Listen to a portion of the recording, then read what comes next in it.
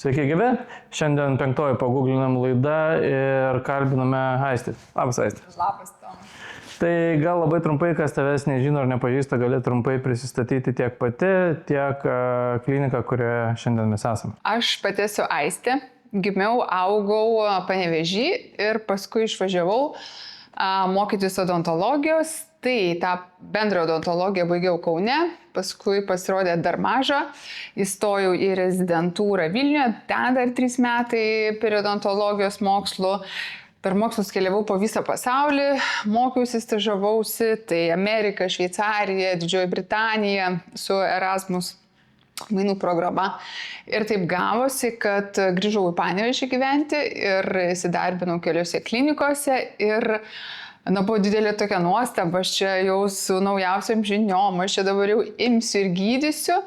Ir tada atsirėmiau tokį akistatą, kad dėja reikia komandos, reikia žinių, reikia kompetencijos, susidirbimo su kolegom, kad būtų irgi to pačio lygio žinios, reikia įrangos. Ir dėja to neradau ir taip nusprendžiau atsidaryti savo kliniką. Tai Aukštaitijos implantologijos klinika yra jau 11 metų. Sakyk, čia gal buvo labiau mokymasis iš svetimų klaidų, tai yra pasižiūrėjai praktiką kitose klinikose, ko trūksta ir nusprendė, kad reikia savo kurti. Nes to, ko tau reikia, Panevėžyje nebuvo, ar kaip? Tai vienareikšmiškai vis tiek idėja kurti kliniką kilo prieš gal 13 metų, nes kad vien kliniką reikia ją suprojektuoti, pastatyti, kurti, leidimai, licenzijos, tai vien klinikos atidarimas nuo idėjos iki atidarimų yra 2 metai. Tai aš susidūriau su tuo, pirmiausia, tai yra su kompetencija. Tai vis tiek, gydytojo darbe, pirmiausia, tai yra žinios.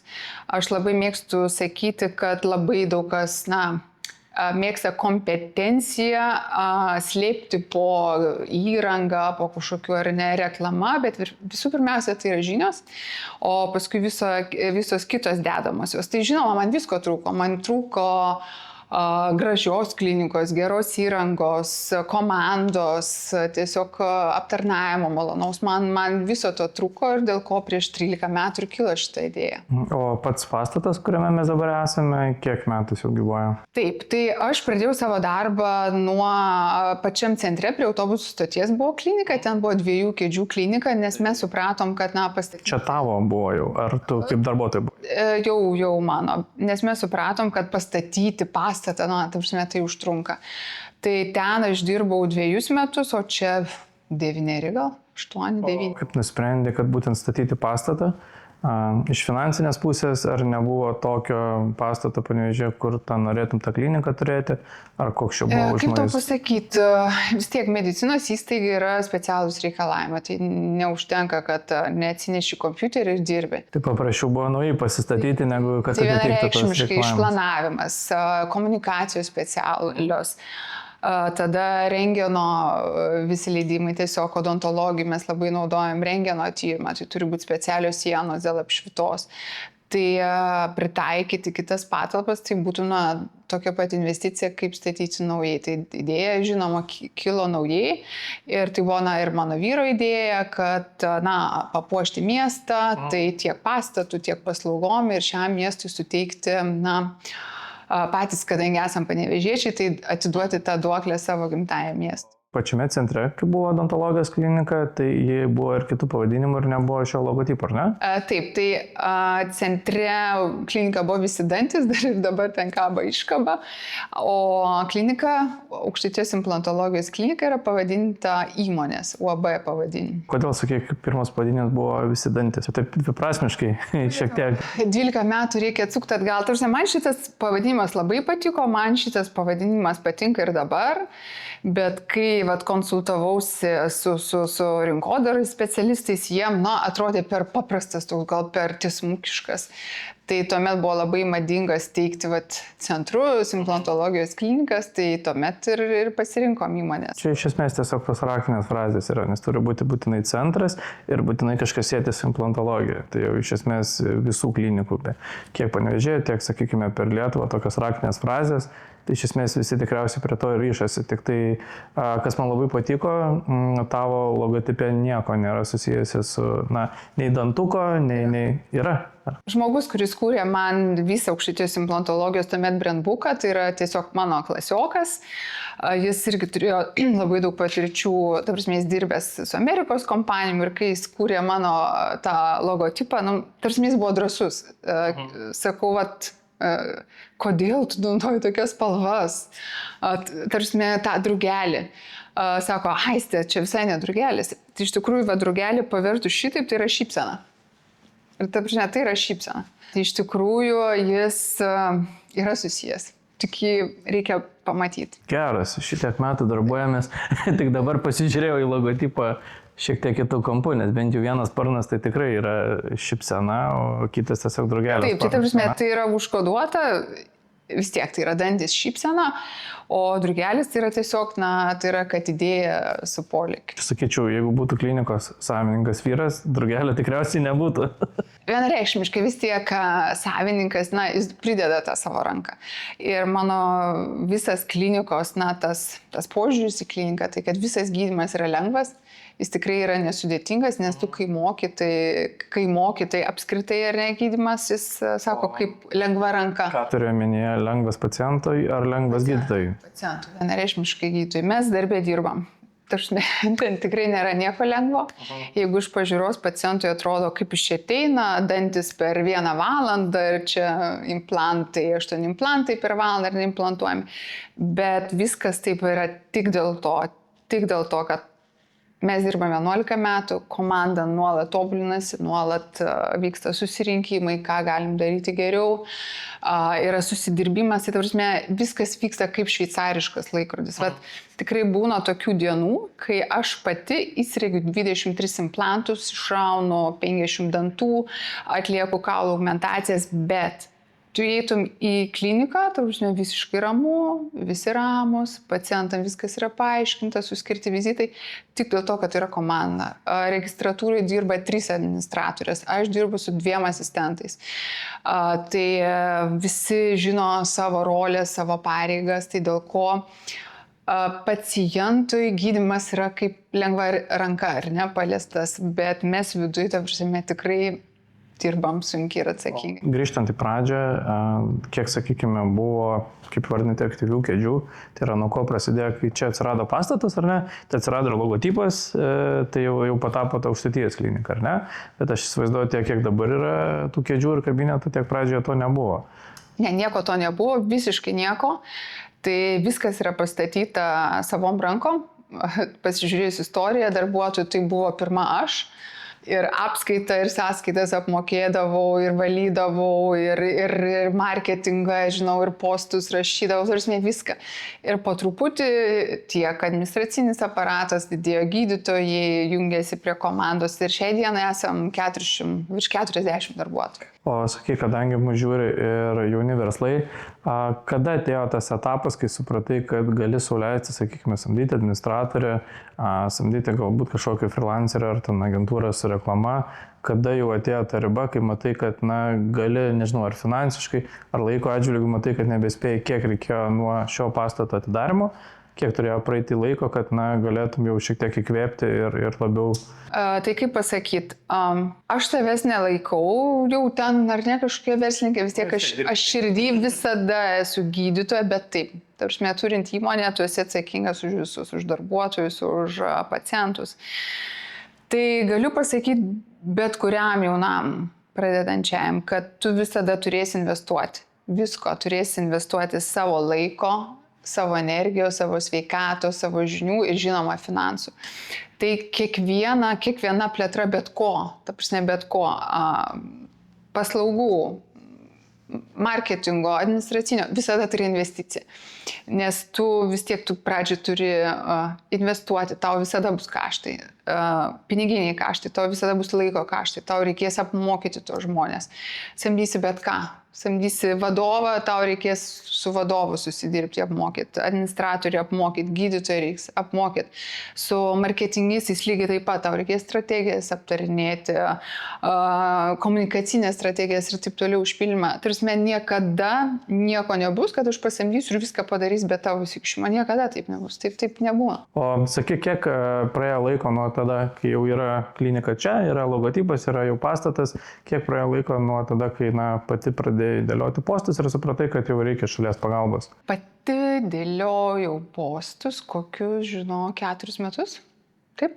Tai, tarsi, nuo pat pradžių buvo agentūra, kuri tiesiog talpina pačius postus, ten tagina ar ten kažką tai daro, bet visą tą kalendorių, postai, nuotraukos, tai aš gal, 3-4 metus pati. Tik jau paskui jau atsirado vidinis marketingo žmogus, jau vidinis, kuris rūpinosi renginiais ir jau ten straipsniais. Bet mes visada kiekvieną savaitę susitikdavom, derinam temas, pasižiūrim, ar tekstai tinka. Tai po kokių 4 metų aš jau samdžiau vidinį žmogų. Tai aš kaip suprantu, iš pradžių jau turėjai supratimą ir viziją, kad turi būti šalia ar kažkoks žmogus, ar agentūra, kuri pasirūpintų reklamas, skaitmeninę rinkodarą. Kažkaip, tarsi, rinkodara, tai be jos niekur, šiais laikais be jos niekur. Nieko. Tu gali būti nuostabiausias gydytojas, nuostabiausias auksinis gydytojas, bet jeigu tu nori pakelti savo paslaugą į kitą lygį, tai tu turi skleisti žinią. Tai seniau žinia, ne, bažnyčių įskleisdavo, tarsi turgui.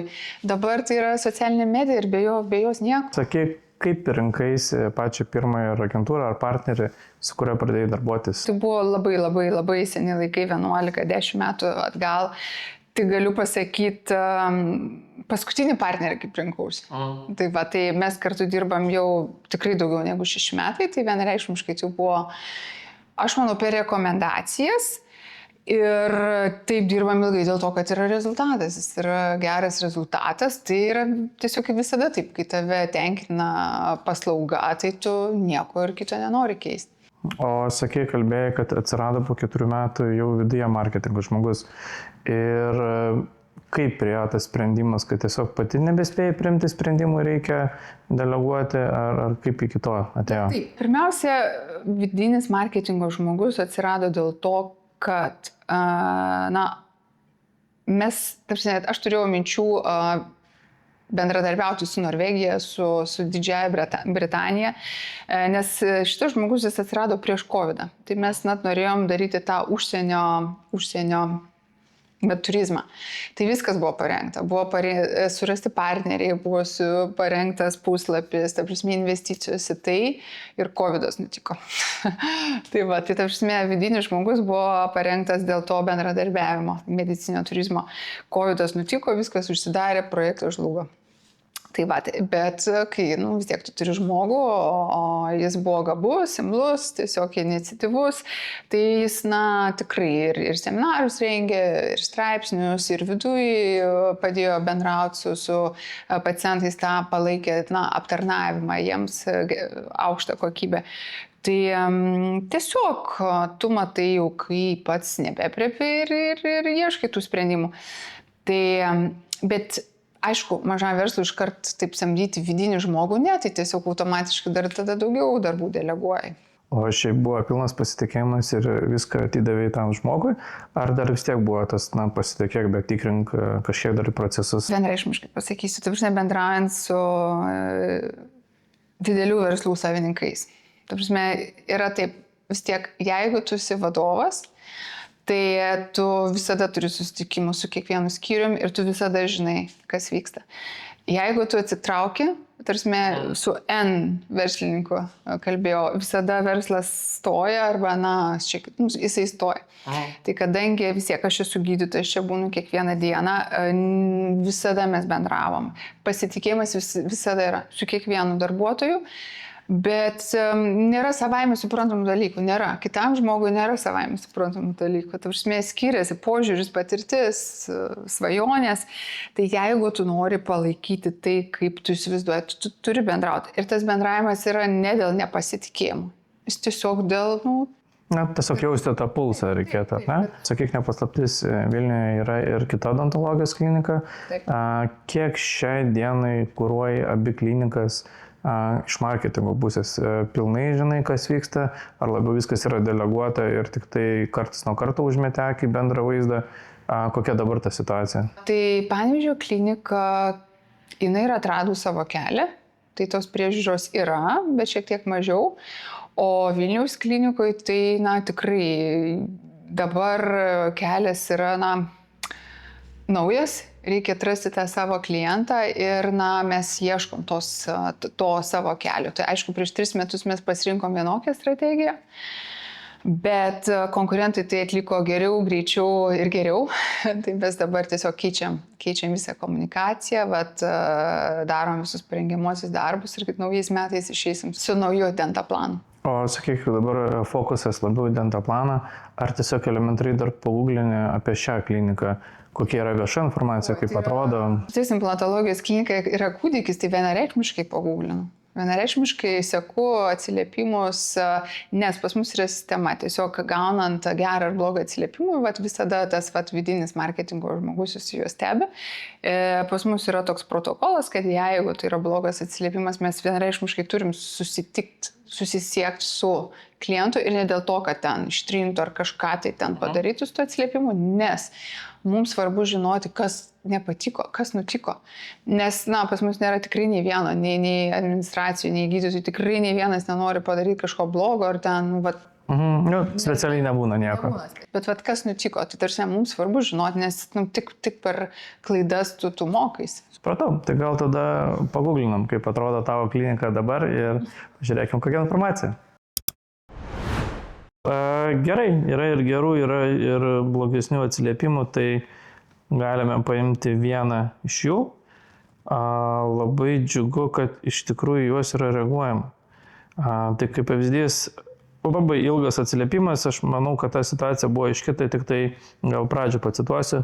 Nemalonu vertinti blogiausių vertinimų klinikos, kurioje mano vizitas baigėsi registratūroje, bet manau, jūs to nusipelnėte. Kreipiausi dėl estetinio danties perplombavimo, nes per daugelį metų dantis šiek tiek pasikeitė spalva, šiek tiek padilo. Telefoną registruotis neleido, pasiūlė prieš registraciją atvykti į kliniką, kad gydytoja galėtų apžiūrėti gyvai, na ir bla bla bla.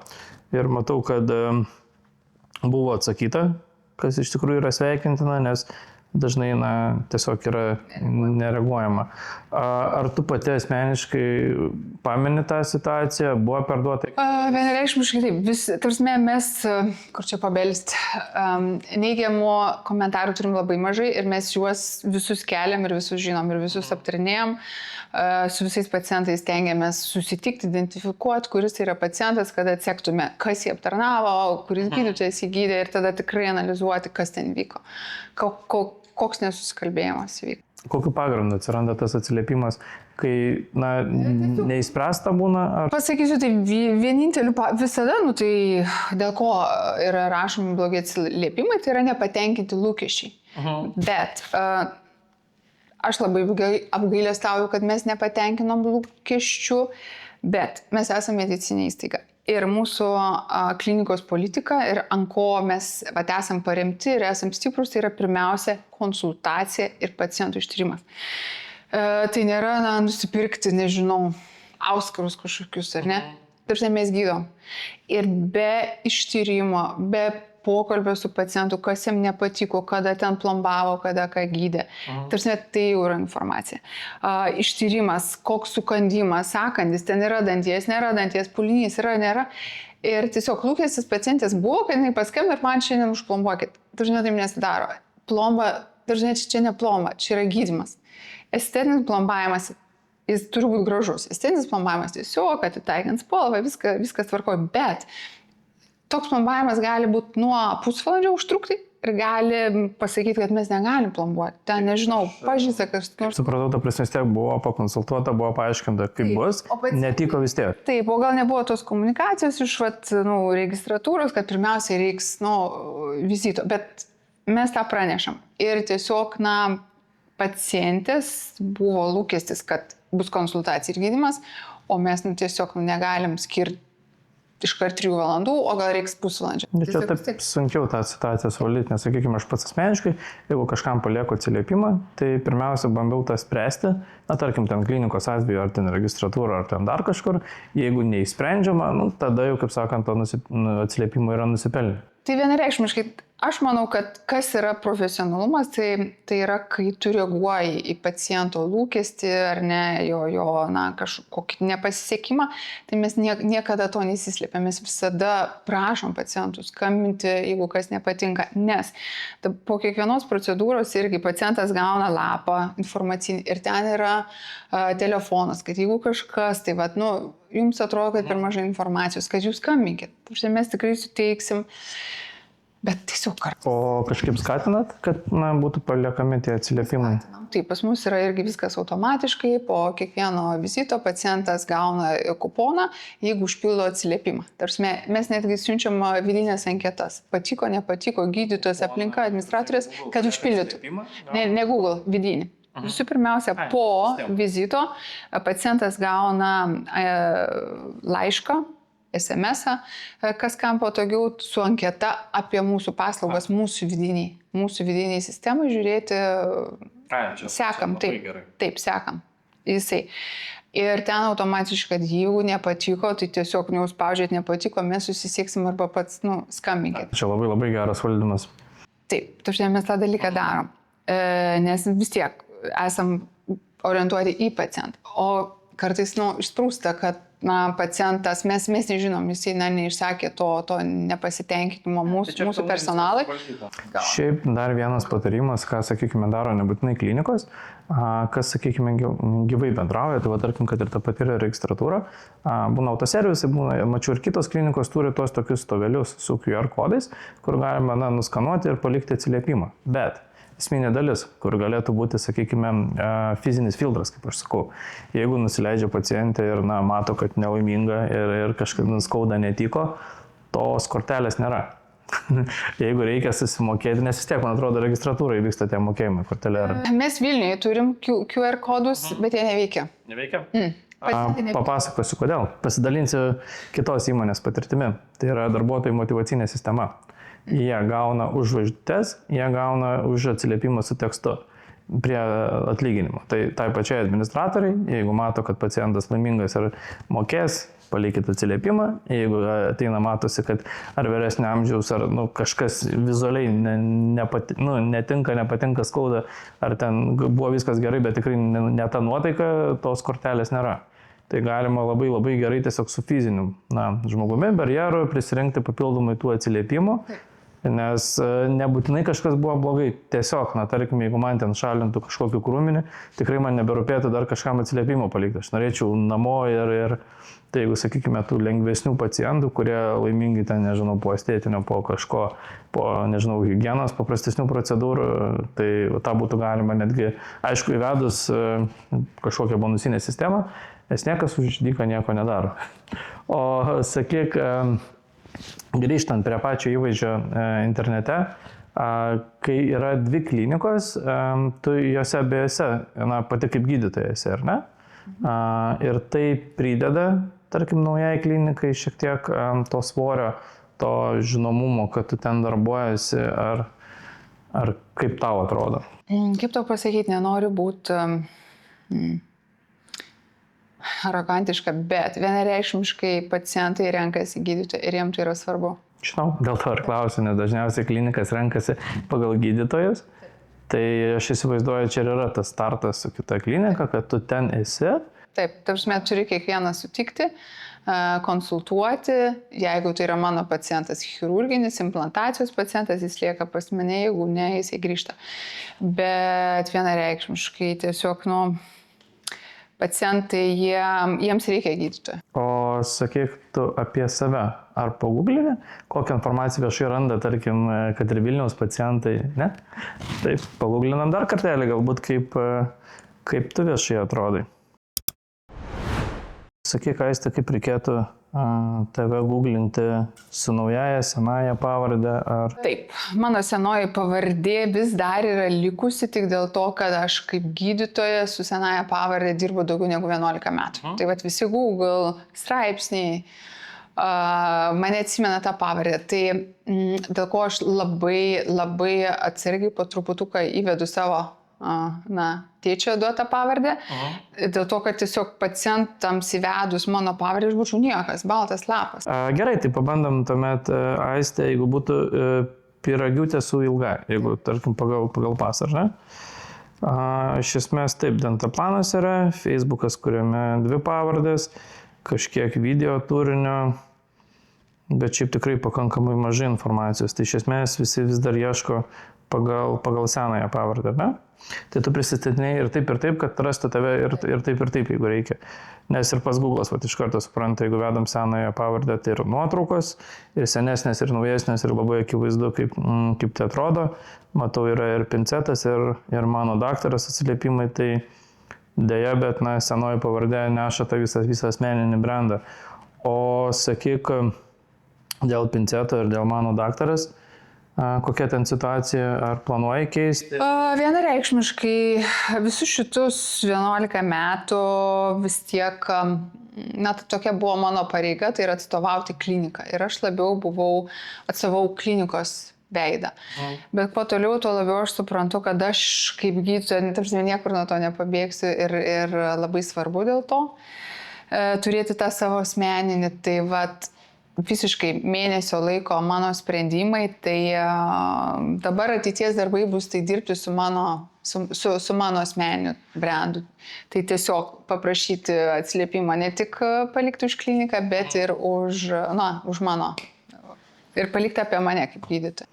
O gal teko domėtis pačioje sistemoje, keičiant pavardę, identifikuoja kaip tą patį gydytoją, ar tai bus naujai surenkama, nes kažkiek yra ir atsiliepimų, mačiau, tose sistemose, ar apskritai? Tai čia yra sudėtingas klausimas, žinok. Ta prasme, aš bandžiau klausti, kaip Google reaguoja, kaip kitos sistemos, tai atviras, niekas nieko nežino. Tai dėl ko mes dar nejudinam to labai, nes tiesiog ėmus ir pakeitus gali visą informaciją. Supratau, tai būtų aktualu tiek mūsų žiūrovam, tiek, sakykime, tau, ypač keičiant tą pavardę, tą, sakykime, asmeninį brandą viešai.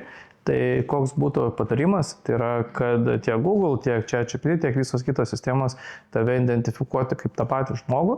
Reikėtų tiesiog interneto svetainėje nusirodyti visus savo profilius. Tai turėtų būti aktualu tiek mūsų žiūrovam, tiek tau, tai ateičiai norėčiau tau duoti patarimą, kad tavo pavardė tiek nauja, tiek sena sėtų su tavimi tiek Google paieškos sistema, tiek ChatGPT, tiek visos kitos sistemos. Tai ką reikėtų pasidaryti, tai yra apjungti visus profilius.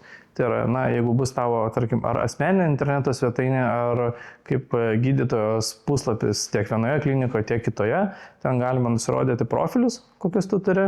Tai yra ir mano daktaras, ir pincetas, ir Facebookas, Instagramas, LinkedInas ir kas tik tai bebuvę. Juos sudėti į vieną, tai yra galima ir iš kodo pusės, galima ir tiesiog kaip nuorodą sudėti, kad visos sistemos suprastų, kad tai yra vienas ir tas pats asmuo. Nes dabar, kaip žiūrėjom, su senaja pavardė tikrai daug informacijos, su naujaja labai mažai, tai kol tu dar naudoji tą tarpinį variantą, tai kaip ir žmogui, sakykime, kaip ir viskas dar suprantama, bet sistemom yra pakankamai sudėtinga.